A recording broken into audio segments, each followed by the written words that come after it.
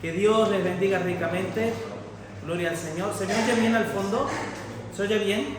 Sí. Amén. Bueno, hermanos, vamos a seguir esta serie de predicación que tenemos de la epístola de Pablo a los Filipenses. Y si recuerdan, esta es la tercera predicación que tenemos, porque hemos empezado el capítulo 1, versículo 1. Y recuerden que la primera predicación estuvimos viendo realmente el anhelo del corazón de Dios puesta en las oraciones de Pablo con respecto a lo que Dios desea para la iglesia. Y quiero acentuar dos cosas. Lo primero, hermanos, recuerden que Pablo oraba, guiado por el Espíritu Santo, acerca de que la iglesia tuviera la unidad, pero la unidad en el Evangelio, ¿vale? Porque hay diferentes tipos de unidades. Hay diferentes tipos de unión. Nosotros muchas veces nos unimos por intereses, por cuestiones, pero la iglesia debe estar unido en el Evangelio. Y eso hay mucho que explicar. ¿Se acuerdan cuando decíamos, hermanos, que la iglesia muchas veces se suele decir no es un club social? No es un lugar para pasar, que nos lo pasamos muy bien, ¿vale? Pero no es el fin, no es ese. El fin es compartir el Evangelio y que el Evangelio del Señor crezca a través de la unidad del Espíritu. Por eso Jesús dijo, en esto conocerán que son mis discípulos y que os amáis unos a otros. También enfatizaba la oración de Pablo acerca de que crezcamos en el amor, aún más en toda ciencia y conocimiento, es decir, la percepción que nosotros debemos tener del hermano no debe ser de un extraño que lo vemos una vez los domingos y nada más, que eso suele pasar mucho en las iglesias, y no importa el tamaño de las iglesias que sean. A veces cuando nos acostumbramos a que la vida cristiana es una vida cultica y nada más, sí, son perfectos desconocidos que no los conocemos bien. Y no tenemos esa comunión, esa unidad que debe haber durante la semana, durante el mes, durante la vida. Por lo tanto, también el anhelo de Dios en su corazón es que crezcamos aún más y más en toda ciencia y conocimiento, es decir, en toda discernimiento y percepción. Discerniendo los espíritus, entendiendo, hermano, que esa persona que tú tienes al lado, primero tú debes considerarla mayor que tú, y segundo, es hija de Dios. A ese Dios que tú amas y adoras, ¿vale? Y ahora lo que vamos a ver, hermano, es el contraste que existe entre los que verdaderamente aman a Dios. ¿Por qué digo verdaderamente aman a Dios? Porque el amor de Dios, hermanos, no es teoría, es práctica y se ve. Y se deriva, se resume en una entrega incondicional a Dios, en un servicio a Dios, en el que ya no vemos la vida como lo que podemos sacar de esta tierra, sino todo lo contrario, lo que este peregrinaje, corto peregrinaje que tenemos, nuestra intención y nuestra motivación es hacer tesoros en el cielo, viviendo en una vida de obediencia a Dios. Así que quiero que me acompañen capítulo 1 de Filipenses y vamos a leer del versículo 21 al 30. Y como a mí me gusta, es extraer, o mejor dicho, acentuar con más fuerza aquellas áreas o puntos que más nos tienen que mover, ¿vale? Es extraer toda la enseñanza, pero acentuar un poco más aquellas áreas que más bien deberíamos prestar atención. Versículo 21 dice así: porque para mí, dice Pablo, el vivir es Cristo y el morir es ganancia. Mas si el vivir en la carne resulta para mí en beneficio de la obra, no sé entonces qué escoger, porque de ambas cosas estoy puesto en estrecho, teniendo deseo de partir y estar con Cristo, lo cual es muchísimo mejor. Pero quedar en la carne es más necesario por causa de vosotros.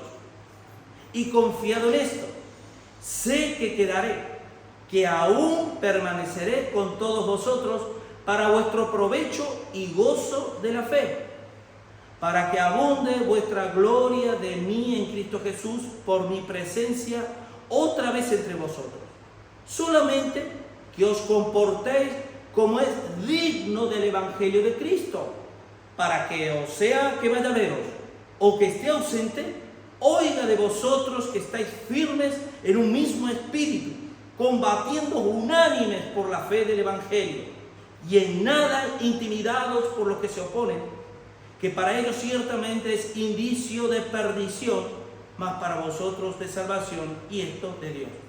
Porque a vosotros os he concedido a causa de Cristo, no solo que creáis en Él, sino también que padezcáis por Él, teniendo el mismo conflicto que habéis visto en mí y ahora oís que hay en mí. Amén. Tremendas palabras, ¿verdad? Del apóstol Pablo a esta iglesia. Pero aquí vemos un contraste y quiero enfatizar una cosa, hermano. Estas palabras del apóstol Pablo no se puede experimentar a menos que amemos a Dios de todo nuestro corazón, con todas nuestras fuerzas, con todas nuestras almas. Y antes de abordar este tema, ¿por qué digo esto, hermano? Quiero tocar esto. ¿Por qué? Porque para el mundo, para las personas que no conocen a Dios, no se quieren ir de este mundo. Toda su vida es hoy y aquí. Si mañana a cualquier persona que no tiene a Cristo le detectan un tumor, un cáncer terminal, y sabe que le quedan días de vida, esa persona es la persona más desgraciada sobre la faz de la tierra. Porque todos sus anhelos, todas sus emociones, toda su vida se habrá acabado. No hay más. ¿Ustedes saben lo terrible que debe ser sentir eso? Pero para el cristiano que ha creído, ha entendido que el cristianismo es una serie de tomas de decisiones opcionales en la vida, como si es una opción leer o estudiar la Biblia, es una opción orar, es una opción congregarme. Para esa persona, 3/4 de lo mismo, hermano. Porque donde está tu tesoro, ahí estará tu corazón. Y por más que yo vaya a una iglesia y confiese a Cristo, etcétera, de la boca para afuera, si mi vida realmente no indica, no muestra un amor profundo por Dios, no querré irme, hermano. Esta es mi mayor ganancia, la tierra. Y estaré corriendo detrás de ese humo en la cual corren muchísimos millones de personas en todo el mundo, detrás del dinero, detrás de tantas cosas que luego se esfuman y se van. Dice que para mí el vivir es Cristo. Ahora yo pregunto, hermano, esa frase, esas 3 palabritas, vivir es Cristo, ¿qué significa para ti personalmente eso? Vamos a ver qué significa en la palabra, ¿vale? Pero para cada uno de nosotros puede llegar a significar algo diferente a lo que la palabra dice. Porque para algunos vivir es Cristo significa, pues, bueno, como sabemos, suelen decir algunos hermanos, yo hace 47 años yo tuve una experiencia con Cristo y eso para mí, ¿vale? Pero nunca más volvió, como cantábamos y decía Ariel, el gozo de la salvación, la alegría de cada día, el vivir ese deseo de esa expectación que un hijo de Dios debe tener del Señor por la comunión que tiene con Él. Y a veces no tenemos expectación, hermanos, pues estamos socavados, no estamos destruidos, estamos derrotados. Estamos derribados. El problema es cuánto tiempo estamos en la tierra mordiendo el polvo por nuestro orgullo, por nuestra soberbia, por no humillarnos delante de Dios y levantarnos. Amén. ¿Y qué significa, hermano, vivir es Cristo? Hay un pasaje que no se puede decir más alto, pero no más claro. Hay un versículo, un pasaje que es genial, que es también del apóstol Pablo a la iglesia de Gálatas. Gálatas capítulo 2, versículo 20. ¿Y por qué yo comienzo diciendo que esto que vamos a ver solo lo pueden experimentar aquellos que aman a Dios de todo su corazón, con toda su mente, con toda su fuerza, con toda su vida? Al punto que Dios es lo primero en su vida, que a la hora de decidir dónde voy a vivir, a dónde voy a ir, qué voy a hacer y demás, lo consultan con Dios, porque hay una común unión. Dice, con Cristo estoy juntamente crucificado. ¿Y qué decía el apóstol Pablo? Ya no vivo yo, ¿vale? Mas vive Cristo en mí. Hermano, si la iglesia aún tuviera un ápice de estas palabras, os puedo asegurar que algunas cosas sucederían. Posiblemente Cristo ya hubiese venido hace rato. Digo posiblemente porque la palabra se tiene que cumplir, Dios vendrá en el tiempo señalado, ¿vale? Pero es cierto que Dios sabía el estado de la iglesia de los últimos tiempos, que iba a ser una iglesia superficial, una iglesia más amante de este mundo, más amante de los deleites de este mundo que de Dios. Sí, lo sabía él. Por eso él sabía en esa visión profética que él iba a venir en determinado momento.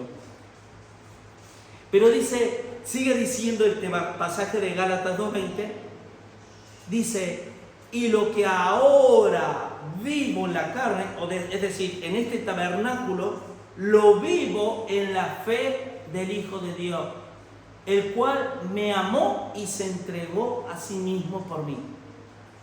¿Saben una cosa, hermano? Cuando cantábamos las alabanzas, se hablaba del deleite que hay o debe haber en un hijo de Dios al oír la voz de Dios.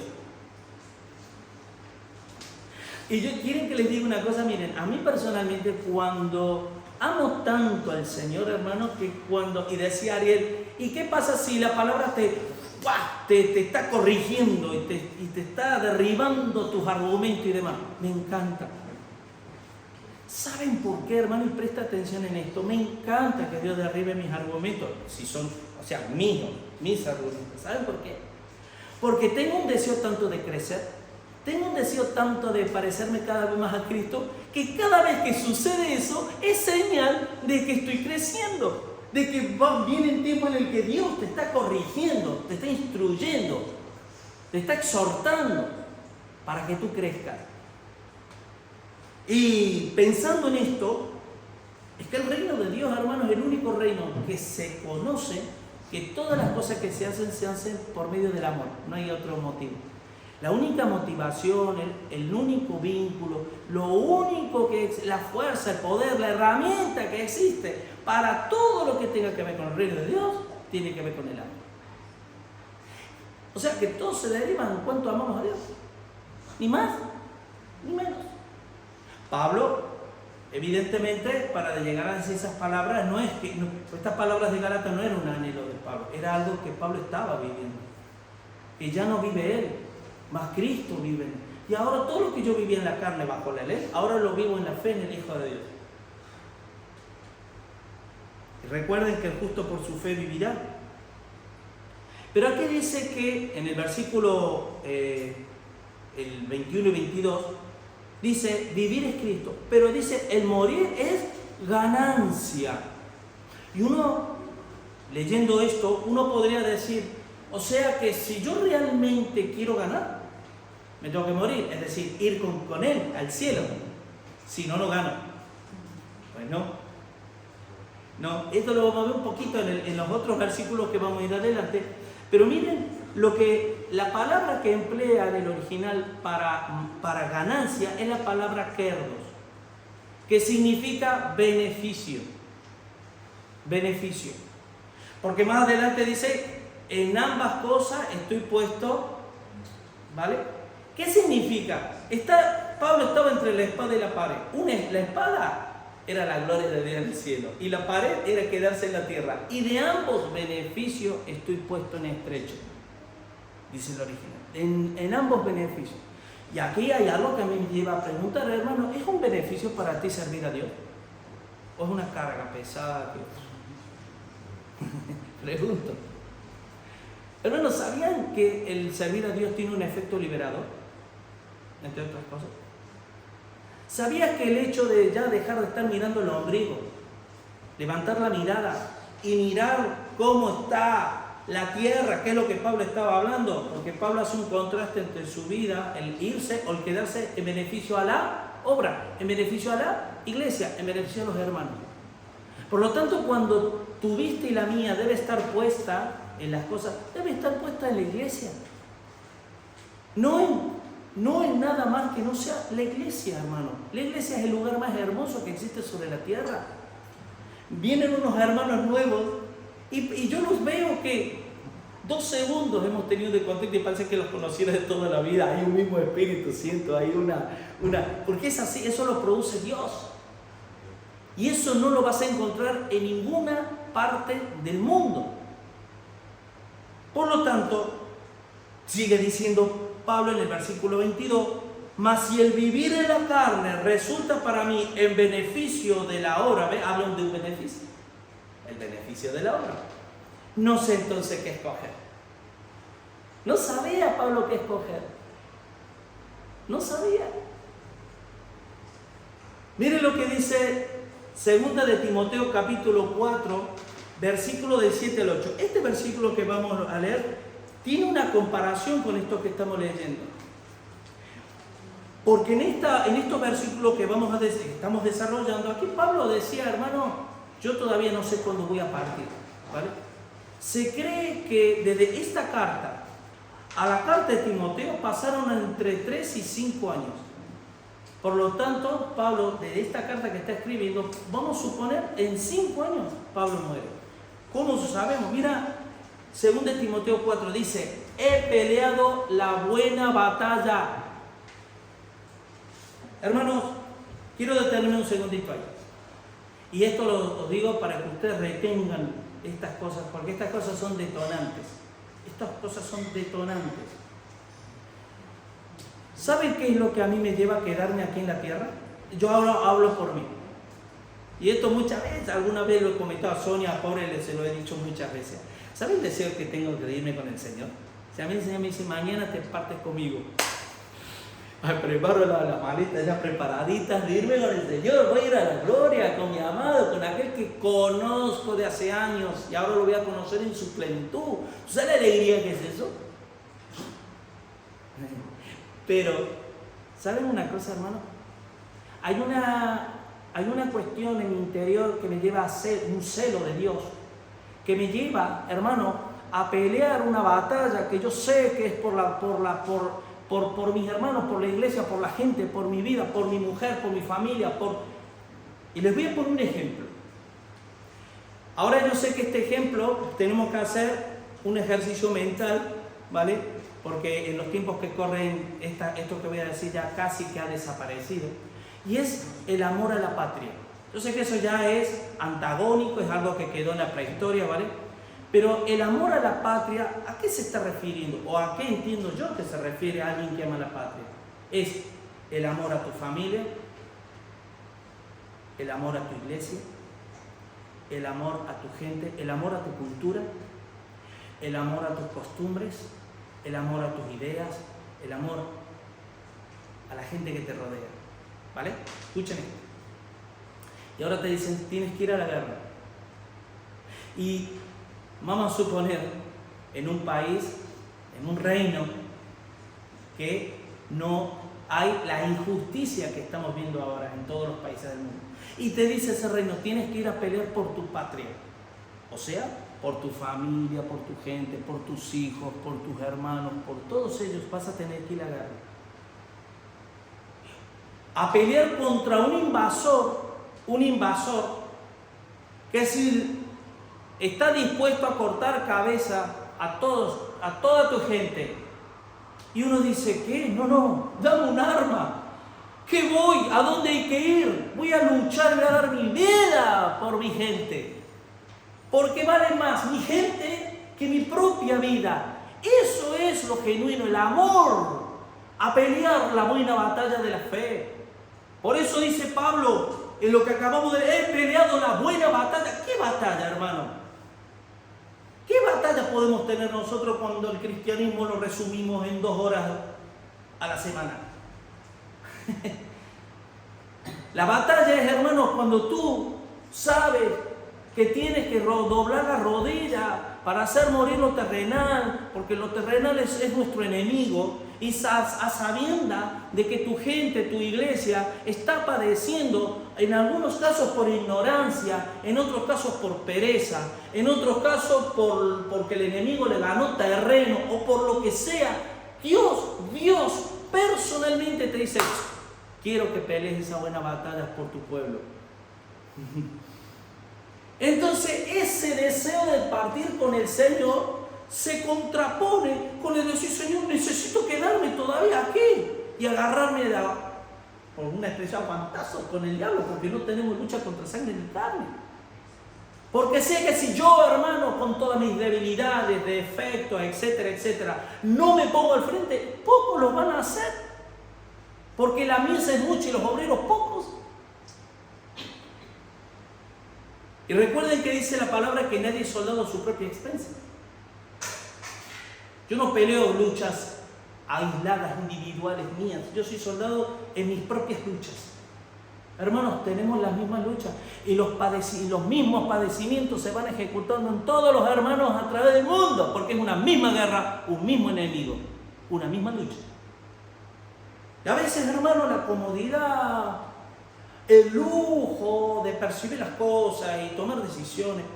Yo quiero decirles una cosa, hermanos.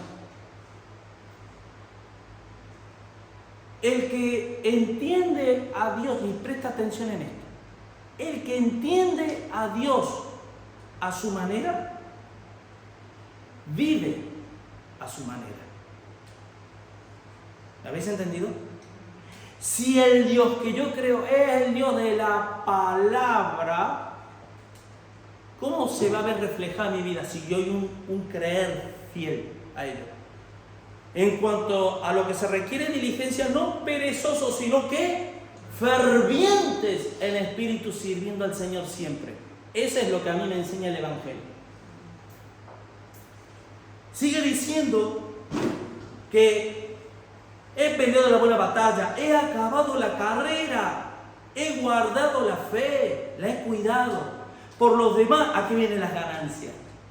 Por lo demás, me está guardada la corona de justicia, la cual me dará el Señor juez justo en aquel día, y no solo a mí, sino también a aquellos que ¿quién?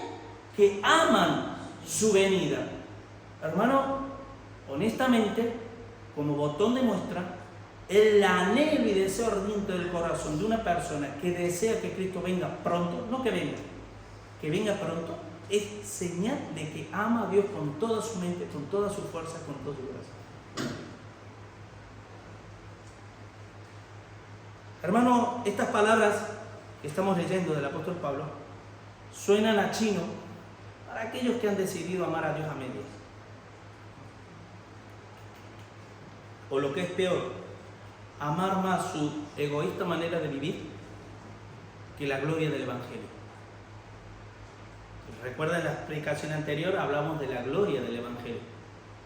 Hay una gloria. Recuerden que la palabra gloria es opinión, es apariencia, es lo que yo opino de algo.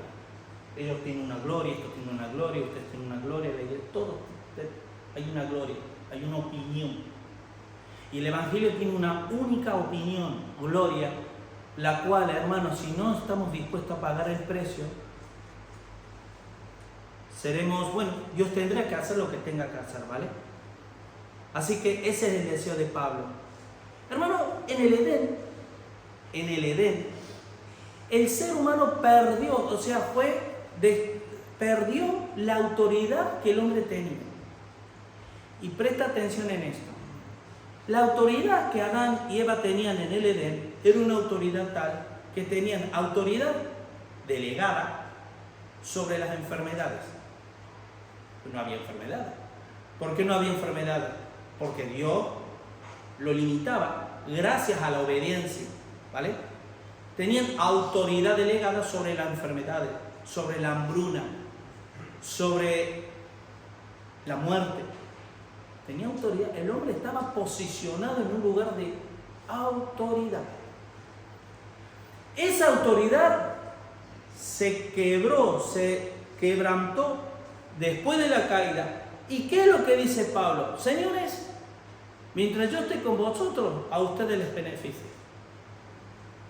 Porque sé que el cuerpo de la iglesia, en épocas más, en épocas menos, siempre ha ido, pero en general, el cuerpo de la iglesia es un cuerpo que la Biblia les llama ovejas, un rebaño, ¿o no? ¿Y por qué Dios nos llama rebaño? Digo, ¿ustedes han visto cómo se comporta una oveja? ¿Cómo es una oveja? Dicen que las ovejas es uno de los animales con el cociente intelectual más bajo que hay. La oveja. Y necesita ser custodiada, cuidada, guiada, llevada, etcétera, etcétera, etcétera. A la primera que tal, te va. Necesita ser alimentado con buenos pastos, etcétera, etcétera. Y Dios nos compara con un rebaño de ovejas. Por eso Pablo lo sabía muy bien esto. Entonces Pablo, como pastor de las ovejas, dijo: señores, para mí el vivir es Cristo, ¿vale? ¿Y qué significa el vivir es Cristo? Estar con vosotros. Estar con vosotros por amor, no hay ningún interés ahí. No hay ningún interés. Así que, hermanos, esa autoridad que el hombre perdió en el Edén es la causa por la cual la iglesia está como está, con carencia de autoridad. Por eso las iglesias, hermanos, normalmente nos posicionamos en un lugar de comodidad, buscando líderes fuertes para que hagan el trabajo que nos corresponde a nosotros hacer. Porque no hay excusas, jamás hay excusas para atribuirle a algo o a alguien mi penosa manera de vivir espiritualmente. No la hay. Es que el pastor no me visitó, el pastor no me dio, el pastor no tal. O es que el hermano no me saludó, es que la iglesia no es tan grande, no es tan pequeña, no tiene la música así, no tiene asá. Nada, mi marido, mi mujer, nada, no hay excusa, ¿vale? No hay excusa. Así que, pero existe esto también. Y esto que voy a leer, ¿cuántos de nosotros no lo hemos dicho muchas veces y lo seguimos diciendo alguna vez? Miren, Santiago 4, del 13 al 17. Dice: vamos ahora, lo que decís, hoy y mañana iremos a tal ciudad y estaremos allá un año y traficaremos, es decir, negociaremos y ganaremos, cuando no sabéis lo que será mañana. Porque ¿qué es vuestra vida? Ciertamente es neblina que se aparece por un poco de tiempo y luego se desvanece. En lugar de lo cual deberías decir: si el Señor quiere, viviremos y haremos esto o aquello. Pero ahora os jactáis en vuestra soberbia. ¿A quién se estaba dirigiendo esta carta? ¿Al mundo? ¿A la iglesia? A la iglesia estaba: ustedes son unos soberbios. ¿Y saben lo que es un soberbio? Un soberbio es aquel que cree que puede vivir sin Dios, de la cual todos hemos sido participantes de ello, todos hemos sido soberbios. Ahora estamos en la lucha de dejar de ser soberbios cada vez más, o sea, poder ser más dependiente de Cristo. La dependencia de Dios te va a llevar a ser humilde, hermano, a creer dependencia. Toda jactancia semejante es mala. Y escucha esto: y al que sabe hacer lo bueno y no lo hace, le es pecado. Cuidado con ser cristiano y saber las cosas. Como yo muchas veces digo, es mucho más complicado hacer volver en sí a un soberbio que a una persona derrotada por cualquier cuestión de la vida. Imagínate que ahora te golpea la vida de la manera... Es mucho más fácil volver en sí a una persona así que a una persona soberbia que no le pasa nada en apariencia. Porque está en un pedestal que no debe estar. Está en un trono que él no debe estar. Solo Cristo tiene que estar en ese trono. Y cuando usted sabe lo que significa la palabra paradigma, el paradigma, hermano, es una idea, es una filosofía, es un conocimiento que se tiene por cierto, como una base. Un paradigma es, todos tenemos paradigmas. Lo que a ti te hace moverte en la vida, sin tener que estar preguntándote o cuestionándote cada paso que tú das, es porque nos movemos a través de paradigmas. Por ejemplo, un paradigma es que tú sabes que si a tu hijo lo envías al colegio, le van a dar una educación, se supone una educación, como para que se pueda defender el día de mañana en las áreas laborales. Ese paradigma no lo tienes que cuestionar, ya es un paradigma. Bueno, los cristianos, hermanos, que no tengamos el paradigma, la base, el fundamento de entender, hermanos, que mientras estamos en la tierra es solo y exclusivamente para servir a Dios, tenemos un paradigma errado. Y ahora si le preguntásemos al Señor, aquí Pablo dice, hermanito, para mí el morir es ganancia. ¿Y qué opina el Señor con respecto a eso? Miren lo que dice el Salmo 116, 15 al 17. Bueno, el 15 dice, solo el 15 dice, estimada es a los ojos de Jehová la muerte de sus santos. ¿Sabían que el Señor está deseando llevarse a sus siervos lo más antes posible que sea? Yo un día me pregunté, en todos los años que yo llevo en el Evangelio, lamentablemente yo he visto partir a muchos grandes hombres de Dios, siervos de Dios, tremendos siervos de Dios, irse de un tiempo prematuro, o sea, no morir de tan viejo, o por un accidente, o por lo que sea, Dios se los lleva. Y yo me preguntaba, Señor, ¿por qué hace eso? Si tú amas la obra, Señor, aquí en la tierra, ¿por qué te llevas a las personas que son las más necesarias para la extensión de tu reino? Si bien hay cosas que no las vamos a poder sondear o entender en su totalidad, hay algo que sí podemos llegar a entender. Yo pregunto para aquellos que aman locamente a su pareja. Yo soy uno, a mi mujer la amo. ¿Saben que para mí el tiempo que yo estoy con ella es poco siempre? Siempre es poco. Estoy en el trabajo, anhelo verla y está allí. Y encima siempre le digo a ella, todo lo que tú me das, que es mucho, por cierto, es poco. Me parece poco. Porque la amo y porque ella es como que hay en el interior como un deseo de que ella me dé más. Porque, en fin, y ella piensa lo mismo, o sea que Dios, hermano, nos ama y nos cela. Hay celo de Dios. Y Él, por causa de la obra, todavía nos lleva a sus siervos, a su presencia. Por causa de la obra. Miren lo que dice, seguimos, versículo 23 y 24. Porque de ambas cosas estoy puesto en estrecho. ¿Vale? Teniendo deseo de partir y estar con Cristo, lo cual es mejor. Muchísimo mejor. Vale, digo, ¿podría haber dicho mejor? ¿O mucho mejor? Muchísimo mejor, hermano. Muchísimo mejor. ¿Qué significa eso? Que no tiene comparación. Aún el gozo que aquellos que amamos a Dios, nos transmite a día, ni se compara con la gloria de estar en la presencia de aquel que hemos anhelado toda nuestra vida, tener comunión con Él. Y esto es así. Yo lo que más anhelo es comunión con mi hermano. Yo para mí el Señor, ¿cómo le puedo explicar? Todos los demás son regalos de Él. La iglesia, mi mujer, todos son regalos hermosos de parte de Dios, pero no se compara con el dador del regalo. Y yo mis tiempos con Él, el estar con Él, y que me da igual yo, aunque la gente, a veces, no digo que suceda, ¿vale? Pero podría ser que la gente me acuse por no hacer lo que debo hacer como pastor. Tengo que decirles, hermanos, que yo agrado a Dios, no a los hombres.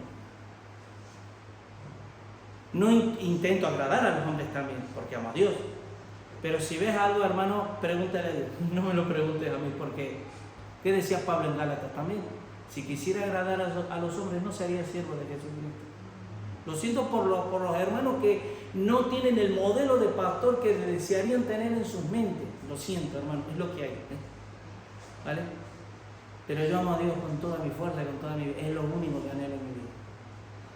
Y poder decir lo mismo que Pablo: he peleado la batalla, he guardado la fe, he acabado, ahora me está. guardada la corona de justicia, la cual me dará Dios pues justo, y no solo a mí, sino a los que aman su venida. Decís, Señor, wow, ¿saben? ¿Quieren que les diga cuál es la corona de justicia y el galardón que vamos a recibir? Cristo. Cristo es la corona de justicia, hermano. Es Cristo. Es hermoso, hermano. Dios, el Señor, dice, porque de ambas cosas estoy puesto en estrecho, es decir, soy premiado desde los dos lados, dice Pablo. Así dice en el original, soy premiado desde los dos lados. Solo que los premios no se compara un premio con otro, pero tiene mucho que ver un premio con el otro. Hermano, ¿cómo yo voy a anhelar el premio de la corona de justicia y la vida eterna si la corona de justicia y vida eterna que ya estoy viviendo en comunión aquí en la tierra no la deseo? Lo digo en otras palabras, si a Cristo no lo deseo como mi Señor y mi Salvador y lo amo de todo mi corazón, ¿qué pretendo yo recibir en el cielo? No nos engañemos, Dice y sigue diciendo, teniendo deseo de partir y de estar con Cristo, lo cual es muchísimo mejor. Pero quedar en la carne es más necesario por causa de vosotros. Así que, hermano, ¿ustedes se acuerdan la parábola de las 10 vírgenes? Las insensatas y las prudentes. Ojo, estamos hablando de la iglesia. Prudente, insensata. Cuando dice que viene el marido, las prudentes estaban preparadas con sus lámparas y ¿qué tenían en sus lámparas? Aceite. Eso es señal de que amaban de verdad a Dios, hermano. Pero hubo otros hermanos que no estaban, sus lámparas no tenían aceite. Y dice que cuando vino, durmieron, que es lo que está pasando, que está viviendo la iglesia actual, está dormida. Y de repente viene el Señor. Y uno despierta espiritualmente hablando, se despierta. Señor, ábrenos, ábrenos. ¿Cómo lo parafraseo, ¿vale? Lo voy a decir con mi palabra. El Señor dirá, pero que tú, si nunca me has amado, ¿qué pretendes? Quieres beneficios, ¿verdad? Quieres los beneficios, pero sin pagar el precio. Porque luego vamos a leer los versículos últimos que dicen que Dios nos ha concedido no solamente que creamos en Él, sino que esto lo vamos a leer más adelante. Segunda de Corintios 5, del 1 al 9. Lo voy a leer rápido porque el tiempo va pasando. Dice, porque sabemos que si nuestra morada terrestre, este tabernáculo, se deshiciere, tenemos de Dios un edificio, una casa no hecha de mano, eterna en los cielos.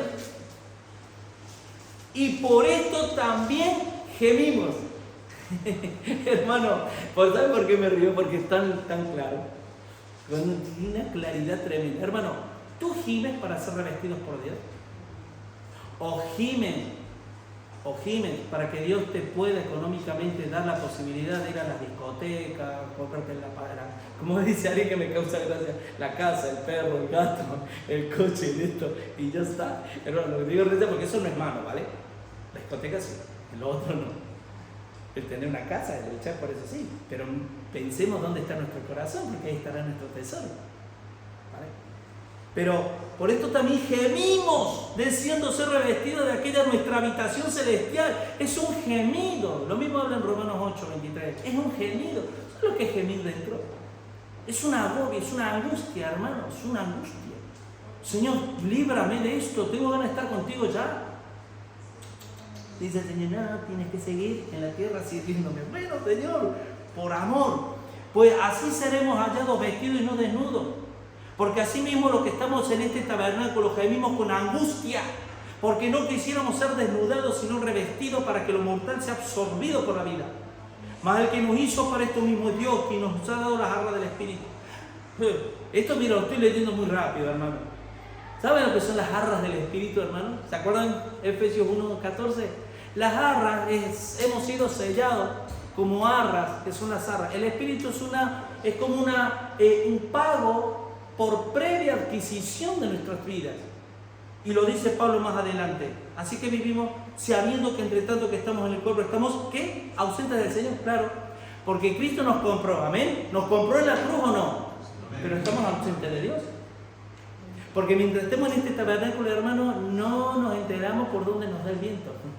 A menos que vivamos por fe. ¿Y la fe de dónde emana? De la palabra. Porque por fe andamos, no por vista, hermanos.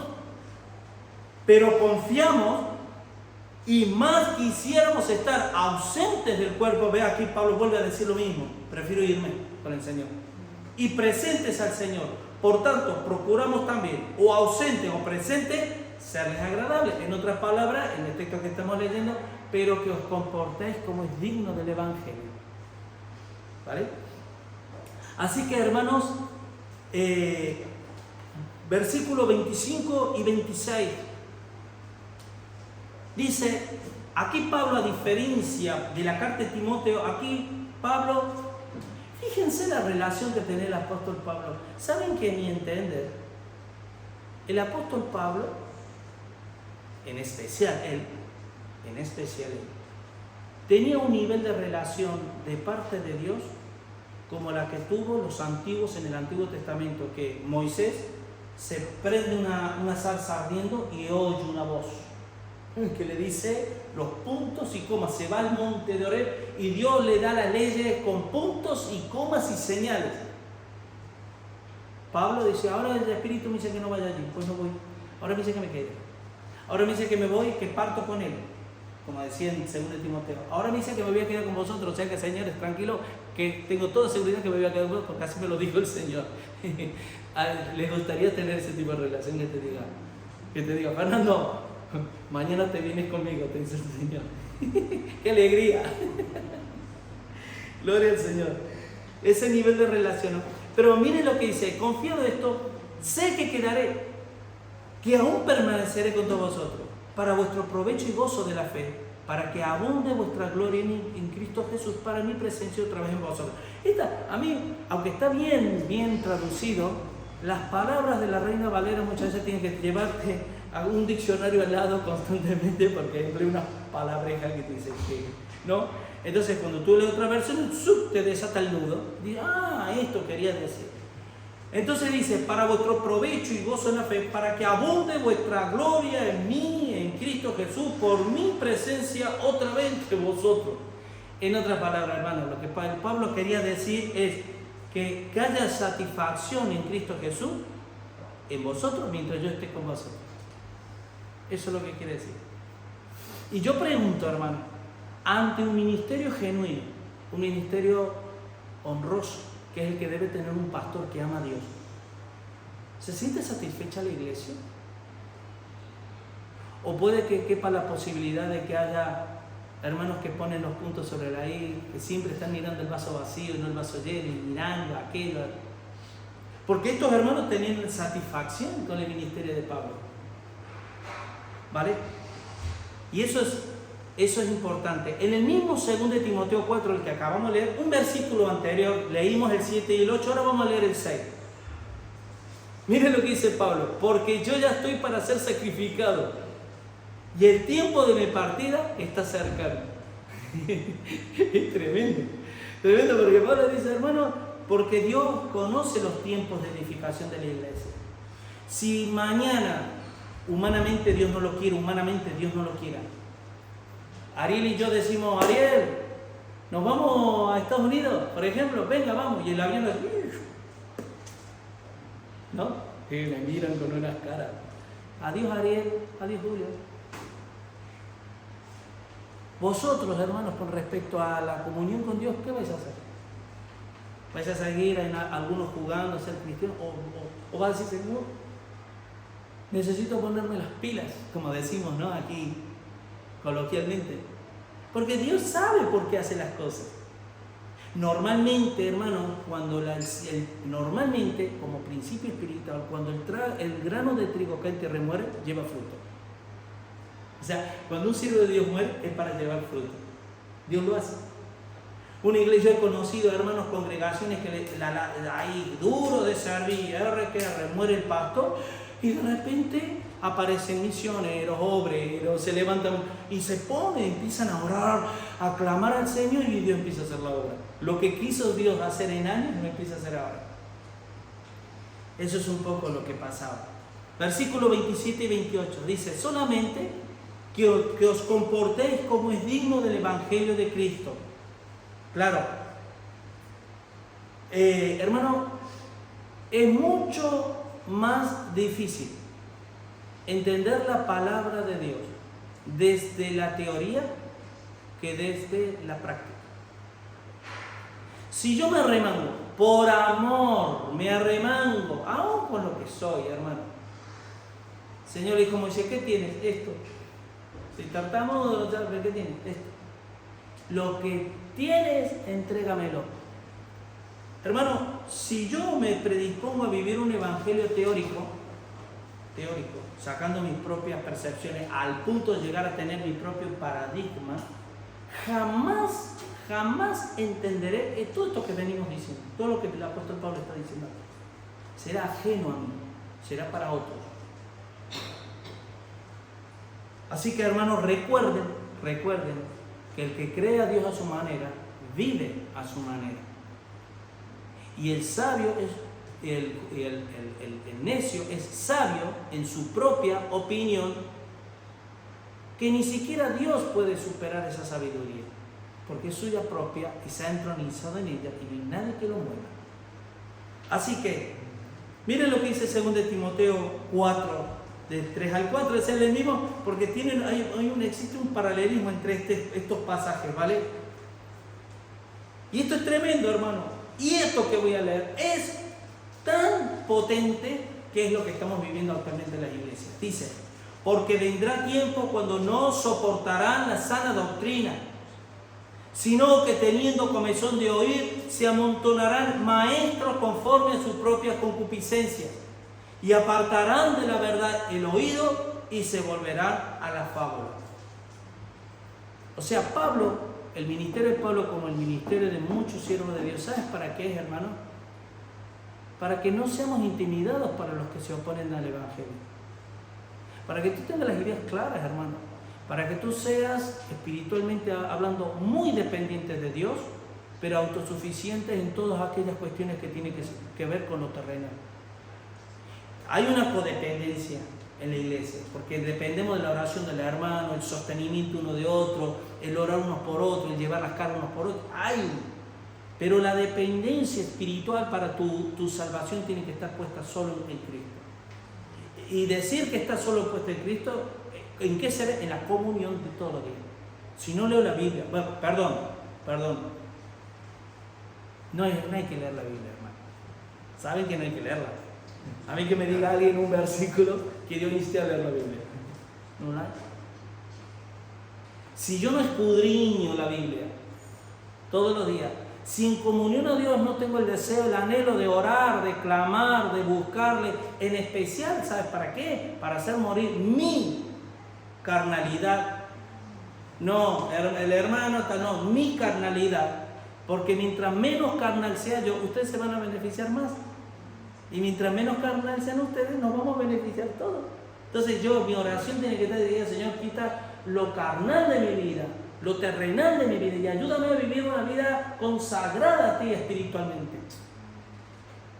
Así que dice que se amontonarán maestros conforme a su propia concupiscencia. ¿Sabías que esto no está hablando de pastores y maestros solamente? ¿Saben que cuando una persona conoce a Dios a su manera, es un maestro conforme a su propia concupiscencia? Porque no está dejando que la palabra moldee su vida. Es su propio parecer. Yo opino esto, opino lo otro y así vivo. Pero lamentablemente, hermanos, recuerden, donde llegó el consejo humano, comienza la mano de Dios, la disciplina de Dios. Así que, para estar firmes y unánimes, debemos comportarnos como es digno el Evangelio. ¿Y cómo? ¿Qué significa comportarse como es digno el Evangelio? El comportamiento, hermano. Y esto lo hemos dicho muchas veces, hermano. Todo lo que Dios demanda en la Biblia, preste atención a esto, todo lo que Dios me demanda a mí, previamente Dios me da el deseo, el querer como el hacerlo. Si en mi corazón no hay yo estoy leyendo la Biblia, pero realmente estoy leyendo algo que yo no lo quiero. No he dejado de congregados como algunos tienen por costumbre. Pero yo no quiero congregarme. Entonces el Espíritu, hay una interrupción entre mi vida y el Espíritu Santo. Porque el Espíritu es el Espíritu de la palabra y Él no se contradice. Por lo tanto, ¿qué nivel de comunión yo tengo con Él? ¿Qué nivel de rendimiento, de entrega yo tengo a Dios? ¿Total o parcial? Y también es cierto que, como el autor de Hebreo le decía en Hebreos 5, del 12 al 13, y esto es algo que se vive, hermano. Saben que una persona que no conoce al Señor y está empezando a dar los primeros pasos de fe, es un cuaderno en blanco, hermoso cuaderno en blanco, que uno va escribiendo con temor en el Señor todos los principios del reino, la palabra del reino. Y llegará un momento, hermanos, que ese cuaderno será como carta abierta al mundo, expuesta donde la gente te lee, me lee a mí. Pero una persona que lleva muchos años en el Señor, cuestionando cosas y demás, es un cuaderno que le faltan páginas, tiene borrones, rayones, no se sabe qué, ahora creí, ahora no lo creo, que me dijeron esto, pero tú me dijiste lo otro, entendí aquí. Un popurrí de cosas que Dios tiene que recodificar un montón de cosas y tiene que hacer, ¿vale? Un milagro ahí. Pero es mucho más complicado para ellos. Pero miren lo que dice, porque debiendo ser ya maestros, y aquí no está hablando del ministerio de maestros, porque en una iglesia no solo enseñan los maestros y pastores, enseñan lo que, cuando dice, por ejemplo, en Santiago o en 1 Pedro, cuando habla de enseñar, o en Colosenses, enseñándonos unos a otros, con palabras de gracia. Así que, porque debiendo ser ya maestros, después de tanto tiempo, tenéis necesidad de que se os vuelva a enseñar cuáles son los primeros rudimentos de la palabra de Dios. O sea, no avanzan. Y esto lo voy a decir hasta la saciedad, hermano. Necesitan renovación espiritual, una renovación que viene de lo alto. Porque si todavía yo me estoy cuestionando si esto es bueno, esto es malo, si hacer esto es bueno, si hacer esto es malo y demás, es porque estoy viviendo en la carne, porque el Espíritu no me está revelando nada. Es todo a base de percepción humana.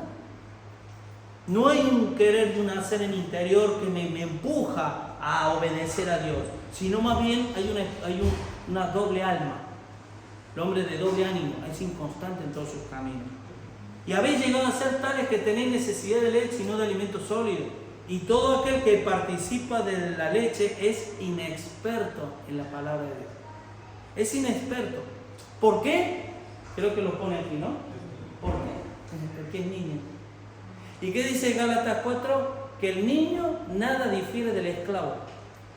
¿Y qué le dijo Jesús a los fariseos cuando dijeron, no, Abraham tenemos por padre? Mira, el que practica el pecado es esclavo del pecado. ¿Sabías que un niño es esclavo del pecado también?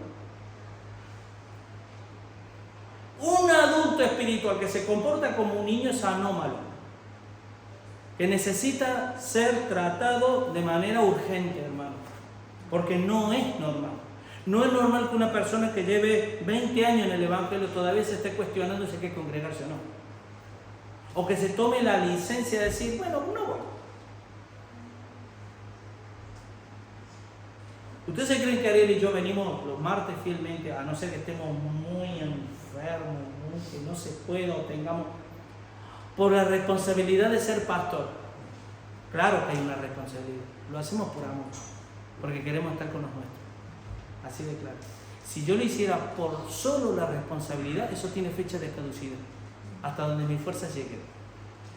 Pero hay un amor en el interior que te empuja a hacer cosas que le agradan a Dios.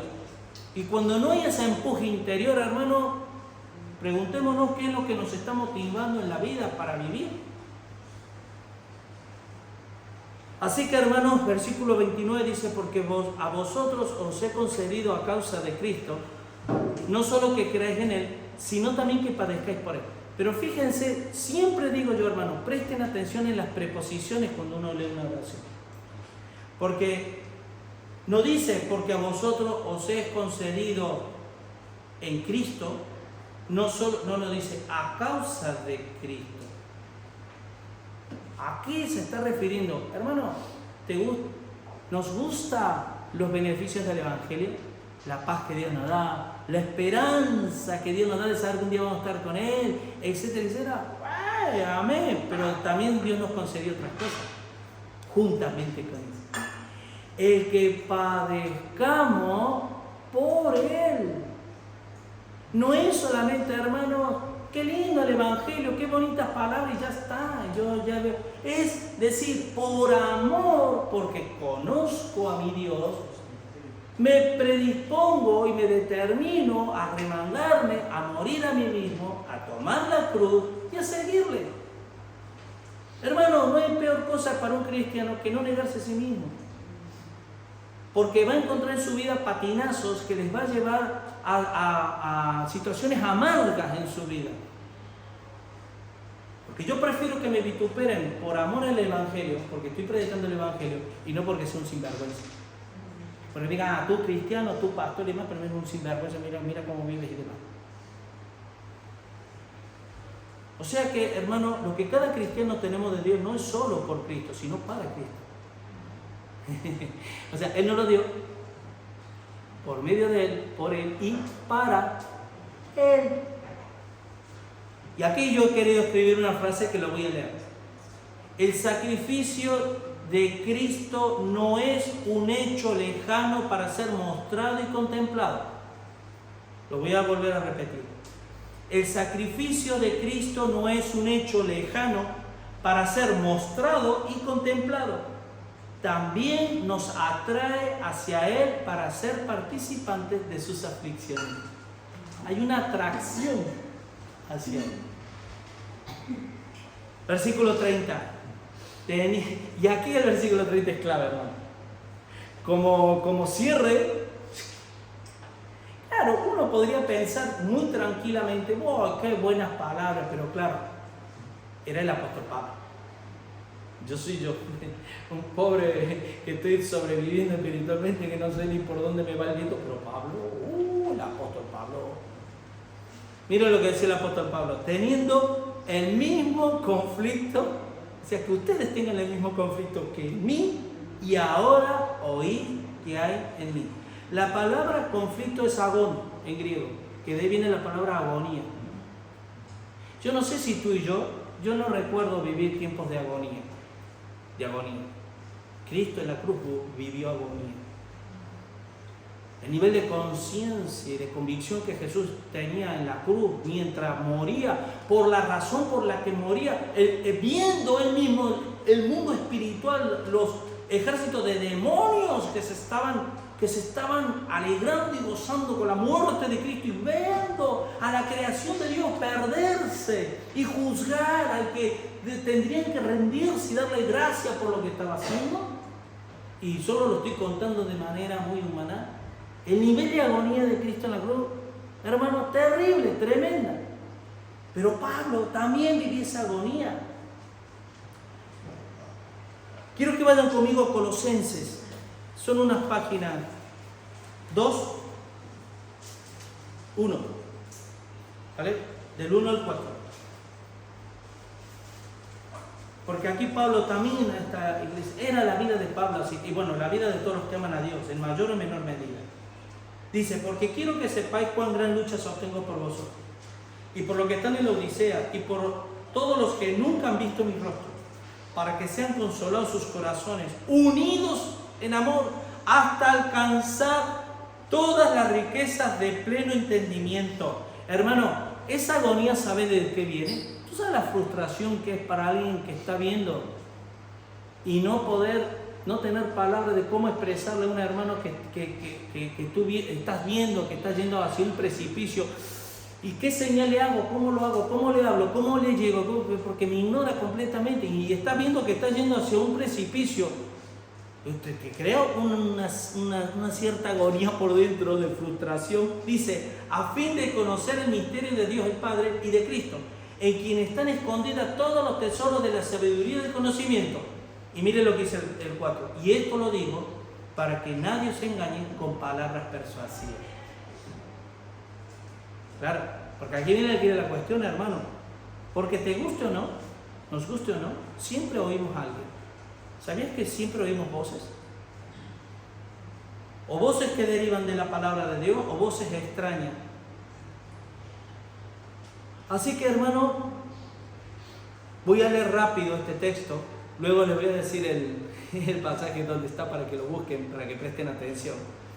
Dice, esto le dice Pablo a Timoteo: pero tú has seguido mi doctrina, conducta, propósito, fe, longanimidad, amor, paciencia, persecuciones, padecimientos, como los que me han sobrevenido en Antioquía, en Iconio, en Listra, persecuciones que he sufrido, y de todas me ha librado el Señor. Y también todos los que quieren vivir piadosamente en Cristo Jesús padecerán persecución.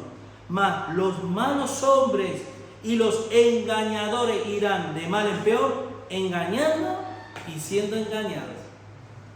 Así que, hermanos, aquí Pablo, en otras palabras, lo mismo le está diciendo a Timoteo: has seguido mi doctrina, conducta, mi fe y demás, pero también mis padecimientos, mi conflicto, etcétera, etcétera. Así que, hermanos, para concluir, yo concluiría con una pregunta para que cada uno nos respondamos en nuestro corazón. ¿Cuál es el anhelo del corazón de Dios para la iglesia, para tu vida y la mía, mientras vivamos en la tierra? Si hoy el Señor pudiéramos tener aquí presente nuestro y decir: Señor, dinos cuál es tu anhelo. ¿Cuál es tu anhelo, Señor? Porque en la mente y en el corazón de muchos, ¿sabes qué? Miren, hay muchos creyentes, hermosos hijos de Dios, que el anhelo más grande es ser usados por Dios. Y los otros días hablamos, hermano, Dios hizo hablar un burro. Dios hacía hablar a las zarzas ardientes, una zarza en pleno desierto con un fuego, hablaba. Dios hizo hablar, hermano, hasta las piedras. Si ustedes no hablan, las piedras hablarán, dice. Y eran instrumentos de Dios en su mano. ¿Quiere decir que yo me estoy comparando con un burro? ¿Con una piedra? El anhelo más ardiente de Dios, ¿sabes cuál es? Que tú y yo seamos igual a Cristo. Seamos conformados a su imagen. De esto es todo lo que venimos diciendo. Para que en nuestro corazón abunde el anhelo, ya sea que quedemos o ya sea que nos vayamos, vivamos para Él. Que el anhelo sea: Señor, mira, si me tengo que quedar, me quedo por amor, porque te amo tanto y amo a los hermanos, amo a la iglesia. Y recuerden esto: estoy dispuesto a pelear por mi patria, al ir a la lucha por mi patria. Mi patria es la iglesia. Estoy dispuesto. ¿Estás dispuesto tú a ir a la guerra espiritual todos los días por amor a tu patria? Recuerden que es la patria. Los niños que están aquí, que son nuestros hijos, hermanos, muchas veces los padres por ignorancia permiten cosas que les va a dificultar la vida diariamente. Y los consejos de los pastores a veces no es suficiente. Hace falta un milagro de parte de Dios. Y a mí me duele en el corazón. Y me siento a veces en una especie de agonía, de frustración. No puedo hacer nada. Porque encima si dices algo, ¿quién eres tú? Y esa es mi patria, hermano. Y Dios nos está llamando a la guerra, a pelear. Amén. La buena batalla. Vamos a orar. Señor mi Dios, te damos gracias, Padre, porque tu palabra nunca vuelve vacía. Hoy, Señor, es la porción que hemos oído de tu palabra. Solo tú sabes, Dios, qué es lo que necesitábamos oír. Lo que sí te pido, Padre, es que te ruego, Dios mío, que tu palabra en los corazones de la vida de mis hermanos, Señor, sea una palabra viva, Padre, que podamos no salir de este lugar olvidándonos lo que se habló, Señor, sino meditando y reflexionando a lo largo de la semana, porque nuestro anhelo, nuestro corazón es el de obedecerte, Señor, porque te amamos, sin más. No es complicado, Señor, tu reino. Nosotros somos los complicados y que lo hacemos difícil siempre, Señor. Intentando decir lo que tú nos has dicho o intentando omitir palabras, verdades que vienen de ti, tratándolas de borrar, Señor. Perdónanos por ello, mi Dios, perdónanos, Padre. Y enséñanos a todos, mi Dios, a cada día, Dios mío, a tener ese anhelo, ya sea que nos quedemos o que nos vayamos contigo, que exista el mismo anhelo. Y es el de agradarte a ti en tú y estar contigo, Señor. Tanto aquí en la tierra, aunque estemos ausentes de ti, o en el cielo cuando estemos presentes contigo. Y nos gozaremos con un gozo, Señor, que no se compara con nada. Y yo te doy gracias por todo lo que haces, gracias por mis hermanos y ayúdales a cada uno, Señor, en las áreas de debilidad que cada uno tiene, Señor. Te lo pido en el nombre de Jesús. Amén y amén. Que Dios les bendiga, hermanos.